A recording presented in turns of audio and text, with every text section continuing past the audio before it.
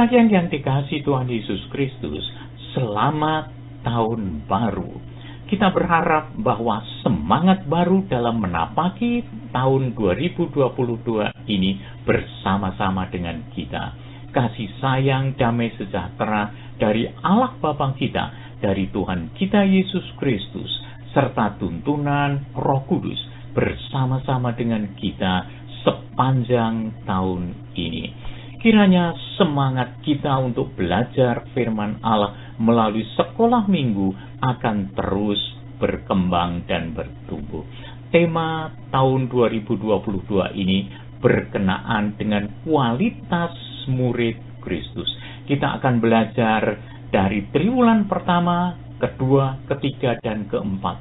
Semuanya bertema berkenaan dengan murid Kristus yang berkualitas.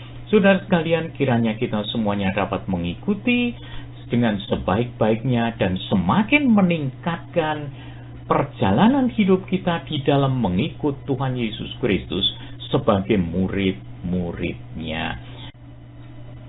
Saudara sekalian yang dikasihi Tuhan Yesus Kristus, pelajaran kita yang pertama untuk tahun 2022 ini pada triwulan yang pertama, semuanya berkenaan dengan murid Kristus tentang menyangkal diri. Pada hari ini kita semuanya akan belajar bersama-sama dari kitab Matius pasal yang ke-16 ayat 24 sampai dengan ayat yang ke-26.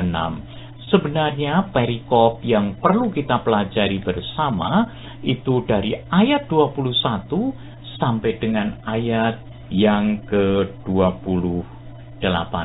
Namun sebagai pembelajaran kita pada hari ini, saya akan memusatkan pada kitab Matius pasal yang ke-16 ayat 24 sampai dengan ayat yang ke-26.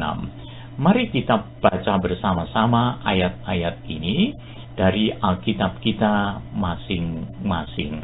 Matius pasal 16 ayat 24 sampai dengan ayat yang ke-26.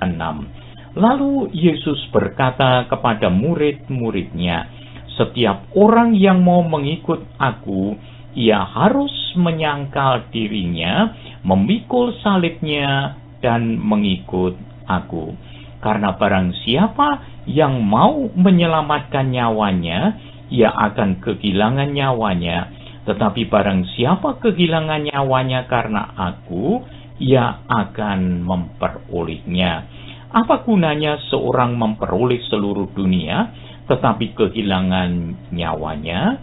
Dan apakah yang dapat diberikan sebagai ganti nyawanya?"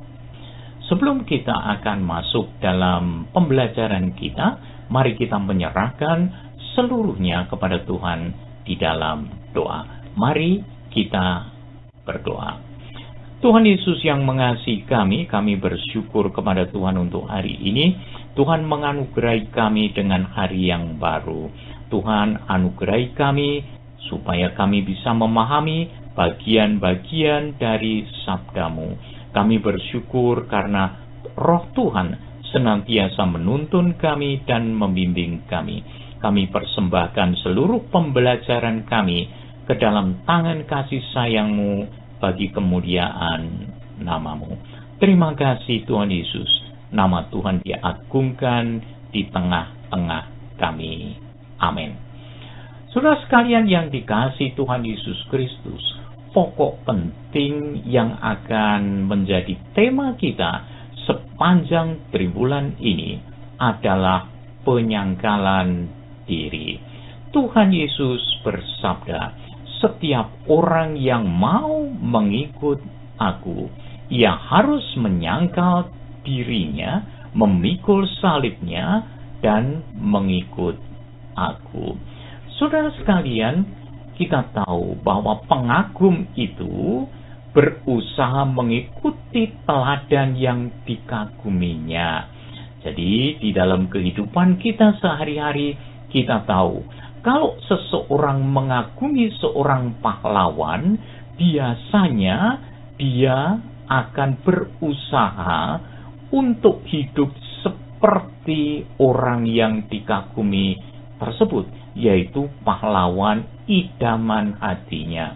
Istilah anak-anak muda sebagai idola kehidupan mereka, sehingga mereka akan bertingkah laku, bertindak, dan seolah-olah ingin mengkopi bahwa dirinya adalah orang yang diidolakan tersebut. Apapun yang dilakukannya, senantiasa berusaha untuk melakukan apa yang dilakukan oleh idolanya, termasuk tata rambut, cara berbicara, cara berpakaian, pokoknya segala sesuatunya ia ingin persis seperti yang dikaguminya atau yang diidolakan tersebut. Pertanyaannya adalah, apakah kita mengagumi Tuhan Yesus Kristus? Kalau demikian, tentunya kita akan melakukan seperti apa yang dilakukan oleh Dia waktu Dia berada di atas muka bumi ini. Apakah para pengagum Yesus siap untuk menjadi murid-Nya? Karena orang yang ingin memiliki watak Kristus itu bukan mudah seperti membalik tangan, tetapi itu perlu dilakukan langkah demi langkah, dan itu merupakan satu proses, dan inilah yang disebut dengan proses pemuridan. Pemuridan itu bukan hanya sekedar mengagumi dan kemudian mengikuti Yesus. Ada konsekuensi sebagai seorang murid Kristus. Dan pembahasan tentang pemuridan memang akan selalu menjadi topik yang menarik untuk dibahas. Karena sesuai dengan kitab Roma pasal yang ke-8, ayatnya yang ke-29, ada satu ketetapan Tuhan, rencana Tuhan, kehendak Tuhan, yaitu semua orang yang dipilihnya, mereka yang sudah ditetapkannya, supaya mereka menjadi serupa dengan gambaran anaknya. Dan itu bukan pekerjaan sekali jadi, itu merupakan proses seumur hidup. Saudara sekalian, kita tahu melalui kitab Roma pasal 8 ayat 29 tadi, itu adalah proses pengudusan kehidupan kita, pengkhususan kita sebagai murid-muridnya, sehingga watak Kristus, karakter Kristus bersama-sama dengan kita semua. Kita tahu bahwa semuanya itu bukan karena kekuatan kita, tetapi karena kasih karunia yang besar, sehingga Roh Allah berkenan tinggal bersama-sama dengan kita, tinggal di dalam kita, supaya kita memenuhi tuntutan atau rencana rancangan Allah bagi kehidupan kita, menjadi murid-murid Kristus yang memiliki kualifikasi yang ditetapkan oleh Bapa yang Maha Agung, yaitu supaya kita menjadi serupa dengan gambaran anaknya, yaitu Yesus Kristus Tuhan kita. Kalau kita mengaguminya, maka kita akan berusaha sedemikian rupa, tentunya dengan kekuatan dari Roh Allah, supaya kita semuanya menjadi surat-surat Kristus yang dibaca oleh setiap orang. Dengan demikian, setiap orang yang membaca kehidupan kita akan melihat Kristus di dalam hidup kita.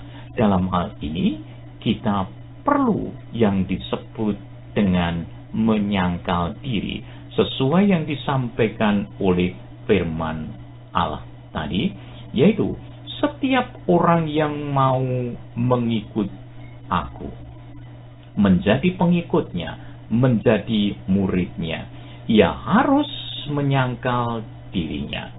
Nomor 1, menyangkal diri. kemudian memikul salibnya, bukan memikul salib Kristus, tapi memikul salib kita masing-masing dan kemudian mengikut aku. Saudara sekalian yang mengasihi Tuhan Yesus Kristus, pada bagian pertama pelajaran kita pada hari ini berkenaan dengan mengikuti Kristus. Mengikut dan menjadi murid Yesus itu seperti apa? Pada pembacaan kita, pada perikop yang perlu kita selidiki, mulai dari ayat 21. Sejak waktu itu, sejak kapan? Sejak Petrus memberikan pengakuannya bahwa Yesus adalah Sang Mesias. Dia adalah anak Allah yang hidup, juru selamat yang dijanjikan. Dikatakan sejak waktu itu, sejak pengakuan Petrus di Kaisaria Filipi, Yesus mulai menyatakan, memberitahu kepada mereka, menyatakan rencananya, menyatakan rancangan Allah bagi keselamatan seluruh umat manusia. Ia menyatakan itu kepada murid-muridnya. Kita lihat di dalam ayat yang ke-21. Sejak waktu itu, Yesus menyatakan kepada murid-muridnya. Apa yang dinyatakan? Ini dia, bahwa ia harus pergi ke Yerusalem dan menanggung banyak penderitaan dari pihak tua-tua, dari pihak imam-imam kepala dan ahli-ahli Taurat. Yesus akan berhadapan dengan orang-orang penting pada waktu itu. Dan kemudian dia menyatakan, dia dibunuh, namun dia memberikan satu nubuatan khusus. Dibangkitkan pada hari yang ketiga. Dari catatan ini, Tuhan Yesus mengajar murid-muridnya tentang nilai satu ketaatan. Mudah bagi dia untuk menghindari Yerusalem, namun dia menyatakan kepada murid-muridnya, karena ketaatannya kepada Bapa, maka ia pergi ke Yerusalem. Dikatakan ia harus pergi ke Yerusalem dan menanggung banyak penderitaan. Itu akan dilaluinya, itu akan dijalaninya karena ketaatannya kepada Bapa yang mengutus dia. Ayat ini sebenarnya berkaitan dengan pengajaran tentang tuntutan ketaatan penuh, tentang ketaatan mutlak kepada yang mengutus. Tuhan Yesus pada waktu itu memberitahu bahwa Bapalah yang mengutus dia.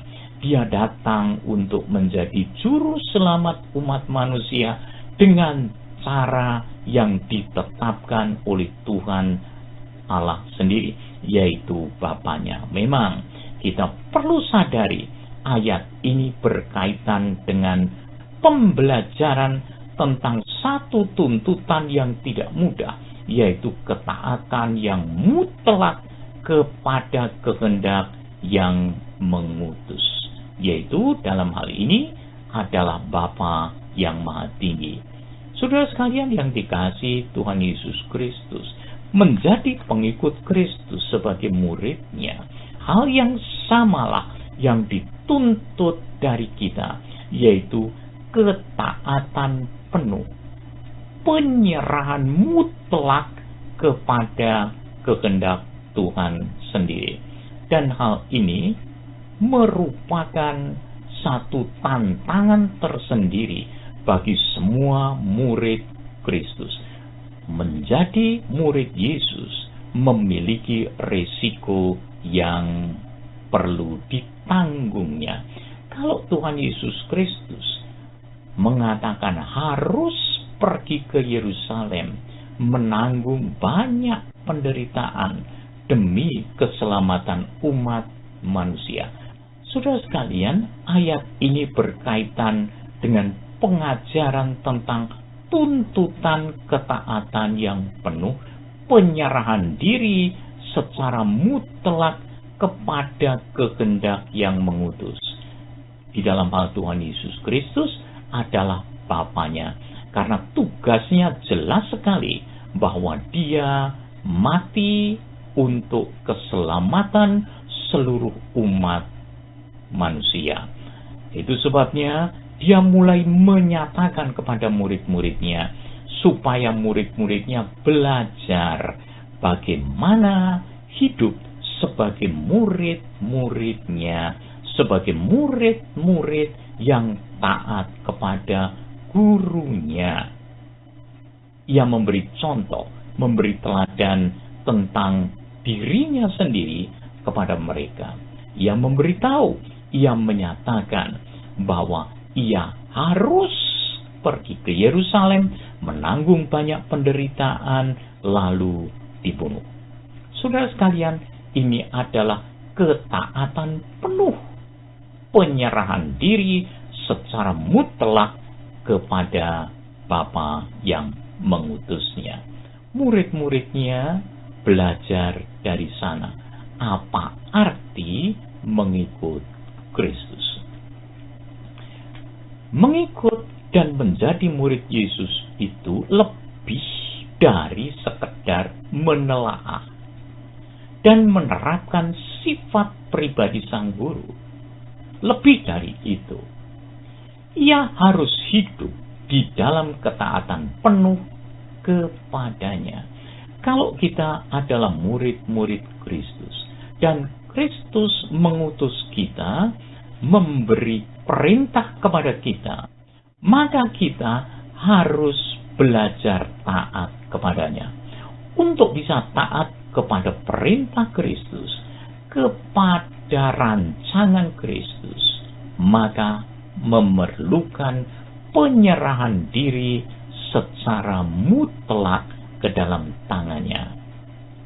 Menyerahkan seluruh kehidupan kita, sehingga kita bergantung penuh kepada Sang Guru, di dalam ketaatan kepada Dia.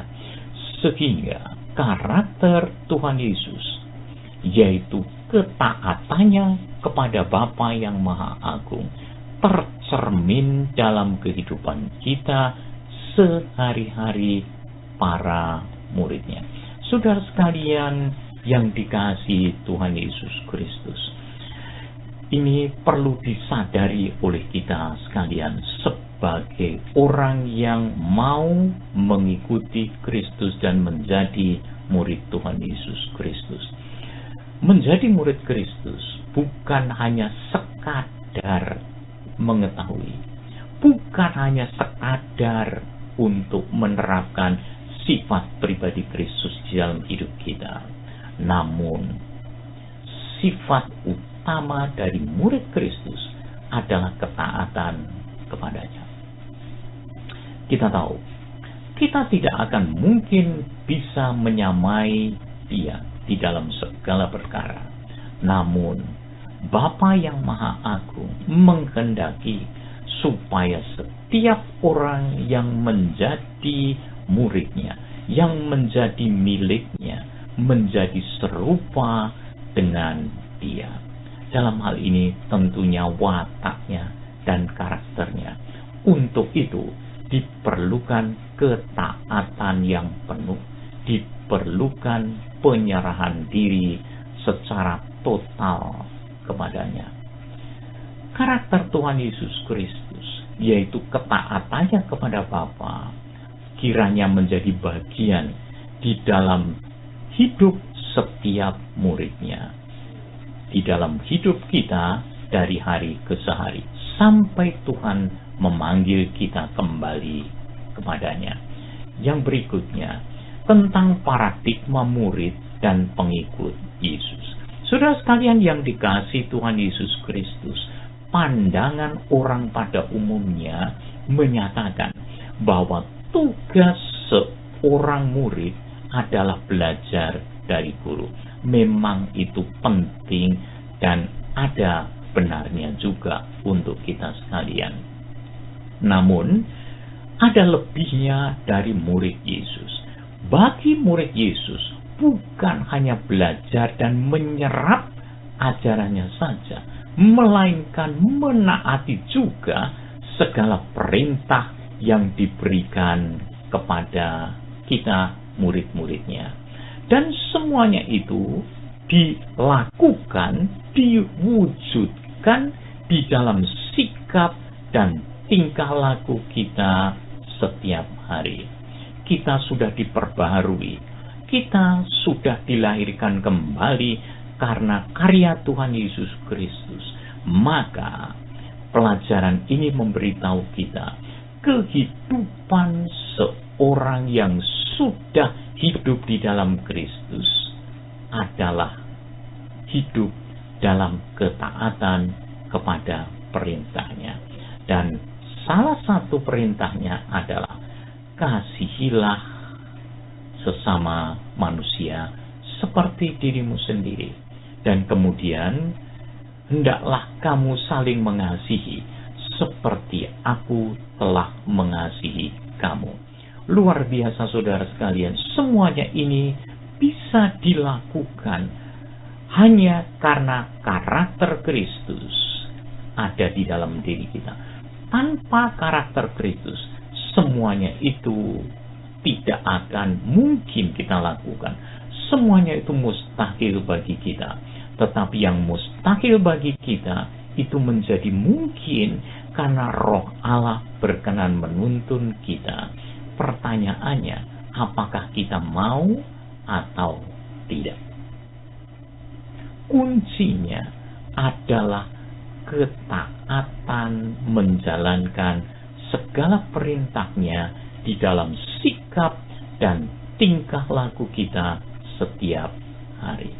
Jadi, bukan sekedar tahu tentang kehendak Tuhan saja, tetapi menaati rancangan kehendak Tuhan itu dan melakukannya dari langkah demi langkah sepanjang umur hidup kita. Melakukannya setiap hari. Dan ini merupakan satu tantangan tersendiri. Ini tidak bisa kita lakukan kalau kita tidak menyangkal diri. Artinya, mengatakan tidak pada diri sendiri, tetapi mengatakan ya pada perintah Dia. Perintah Allah bagi kita. Perintah Kristus yang disampaikan untuk kita. Inilah makna dari pemuridan. Maka paradigma murid dan pengikut Yesus perlu diubah, yaitu bukan hanya sekedar tahu kehendak Tuhan saja, tetapi menaati dan melakukannya dari hari ke hari. Jangan lupa, ini memerlukan penyangkalan diri. Apakah arti penyangkalan diri? Mari kita lihat sejenak dari gambar ini. Dulu, kehendak kita, akal budi kita, emosi kita selalu dikontrol oleh diri sendiri, dikontrol oleh ego kita, sehingga sering orang mengatakan ada istilah egois. Artinya segala sesuatu berpusat pada ego kita, baik akal budi kita, pikiran-pikiran kita tentunya, kehendak kita, dan emosi kita, semuanya dikontrol oleh ego kita. Lalu bagaimana dengan menyangkal diri? Kita tahu, sesudah Kristus hidup di dalam kita, kita percaya kepadanya, menerima Dia menjadi juru selamat pribadi kita masing-masing. Roh Tuhan berkenan tinggal di dalam diri kita. Sebagaimana disampaikan, barang siapa tidak memiliki Roh Kristus, ia bukan milik Kristus. Kalau kita ini adalah milik Kristus, maka Kristus tinggal di dalam diri kita, di dalam rohnya. Nah sekarang, apakah dia itu hanya sekedar dari juru selamat kita, atau dia adalah Tuhan kita? Kalau dia menjadi Tuhan kita, maka dia akan bertakhta di dalam hati kita masing-masing, sehingga ego kita tunduk kepada kehendak Tuhan kita, Gembala Agung kita, Kristus yang bertakhta dalam hidup kita, sehingga kehendak kita, akal budi kita, emosi kita akan dikontrol oleh Kristus, diarahkan selaras dengan apa yang menjadi kehendaknya, mengatakan tidak kepada ego kita, tapi mengatakan ya kepada Kristus. Ego akan turun tahta, dan ego itu akan ditundukkan menjadi penuh ketaatan kepada Kristus. Saudara sekalian yang dikasihi Tuhan Yesus Kristus, inilah sebenarnya gambaran sederhana berkenaan dengan menyangkal diri, yaitu bukan lagi ego kita yang berkuasa atas diri kita, tetapi Kristuslah yang mengontrol hidup kita. Pada waktu kita menyangkal diri, maka Kristus yang mengontrol hidup kita. Tuhan Yesus pernah bersabda untuk murid-muridnya, kasihilah musuhmu. Luar biasa. Bagaimana mungkin? Itu mungkin kalau Kristus bertakhta di dalam kehidupan kita. Itu adalah penyangkalan diri. Ego kita mengatakan musuh kita, orang yang menyakiti kita, kita labrak. Tetapi Tuhan mengatakan, doakanlah mereka yang menganiaya kamu. Bagaimana mungkin? Mustahil bagi ego kita. Mustahil. Sampai ego kita tunduk kepada Kristus dan taat kepada firman-Nya. Kalau firman-Nya mengatakan, kasihilah musuhmu, doakanlah mereka yang menganiaya kamu, maka kita melakukannya.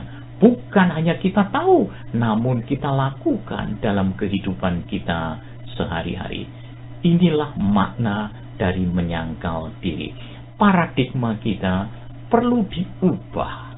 Paradigma murid Kristus itu adalah paradigma yang penuh dengan ketaatan kepada Kristus, dan bukan hanya tahu, melainkan menjalankan semuanya itu di dalam kehidupan kita, dalam ketaatan penuh, dalam penyerahan diri yang mutlak kepada Tuhan kita, Kristus Yesus, yang telah menyelamatkan kita.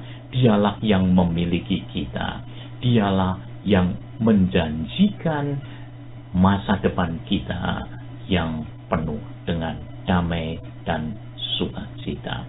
Saudara sekalian yang dikasihi Tuhan Yesus Kristus, mungkin ada pertanyaan dari Bapak dan Ibu, dari saudara sekalian, wah, ini merupakan hal yang tidak mudah. Benar, karena ini perlu penyangkalan diri.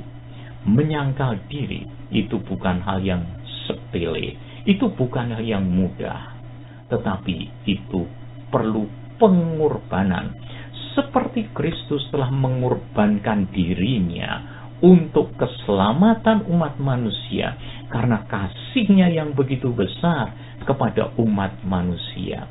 Ia mengorbankan dirinya di dalam ketaatan kepada rencana rancangan Bapaknya untuk menyelamatkan seluruh umat manusia. Demikian juga dengan kita.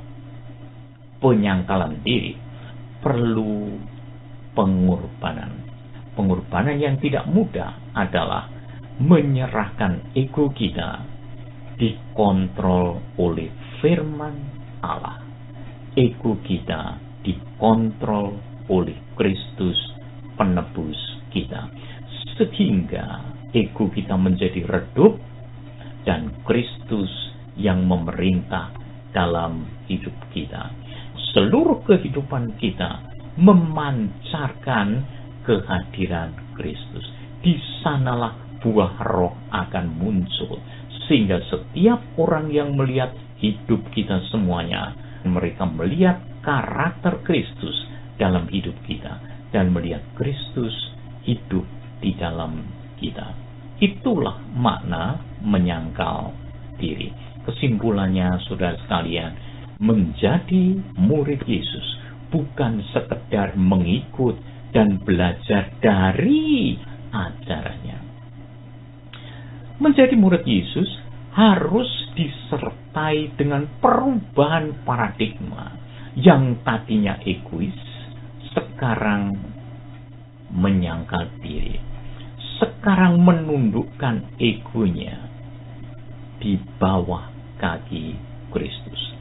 Menjadi murid Yesus harus berani membayar harganya, yaitu ketaatan kepada kehendak Tuhan Yesus dan Bapanya. Inilah pelajaran kita pada hari ini. Saya berharap pelajaran ini tidak akan membuat saudara menjadi kehilangan semangat untuk mengikut Tuhan Yesus Kristus. Jangan lupa, kita menjadi pengikut Kristus, menjadi murid Kristus karena anugerahnya. Itu sebabnya, mari kita menyerahkan diri sepenuhnya ke dalam tangan kasih sayangnya. Jangan lupa, dengan kekuatan sendiri, semuanya akan menjadi mustahil. Tetapi di tangan Dia, segala sesuatu adalah mungkin. Tuhan Yesus memberkati kita sekalian. Damai sejahtera bersama-sama dengan kita, kekuatan dari Roh Kudus menyertai kita, supaya kita benar-benar menjadi murid-murid Kristus yang menyangkal diri, yang kita wujudkan dalam kehidupan kita dari hari ke sehari. Mari kita berdoa.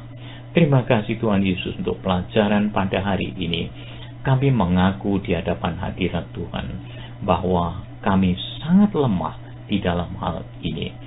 Tolonglah Tuhan supaya sungguh kami berani untuk taat kepada Tuhan, berani menyangkal diri, dan berani mempersembahkan diri kami secara mutlak pada kehendak Tuhan. Terpujilah nama-Mu. Di dalam nama Tuhan Yesus Kristus, Juru Selamat kami yang Maha Tinggi, kami berdoa. Terima kasih Tuhan Yesus, terima kasih. Amin. Sampai jumpa pada pelajaran-pelajaran kita yang berikutnya. Damai sejahtera menyertai kita. Saudara sekalian, semangat senantiasa bersama dengan kita semua. Terima kasih. Amin.